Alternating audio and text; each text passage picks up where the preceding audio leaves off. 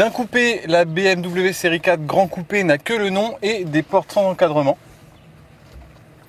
Pour le reste, le tableau de bord, c'est du déjà vu dans une série 4 par exemple, mais c'est bien présenté et très bien fini, et on apprécie tout particulièrement le système multimédia que l'on commande depuis cette molette, que l'on peut articuler dans tous les sens, et dont la surface est tactile. Ça permet par exemple d'écrire une lettre pour entrer une adresse dans le GPS. Ce qui distingue principalement cette BMW série 4 Grand Coupé de la Lexus IS300H, c'est sa motorisation.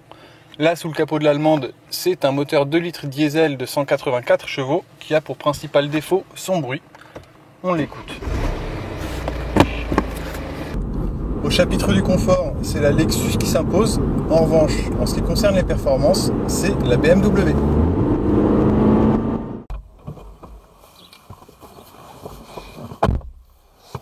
Avec sa motorisation hybride qui marie un moteur essence à un moteur électrique, cette Lexus démarre dans un silence de cathédrale. On n'entend absolument rien, à tel point que les ingénieurs ont dû mettre un petit bip qu'on va entendre pour indiquer au conducteur que la voiture est démarrée. Un peu moins facile à utiliser que celui de la BMW, l'ordinateur de bord de la Lexus se commande depuis ce système que l'on manie un peu à la manière d'une souris d'ordinateur.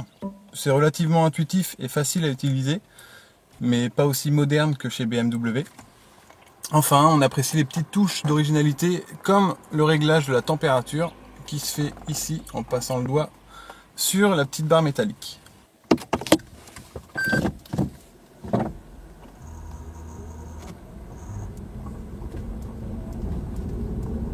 Selon le niveau de charge des batteries et l'accélération demandée par le conducteur, il est possible de rouler en mode 100% électrique.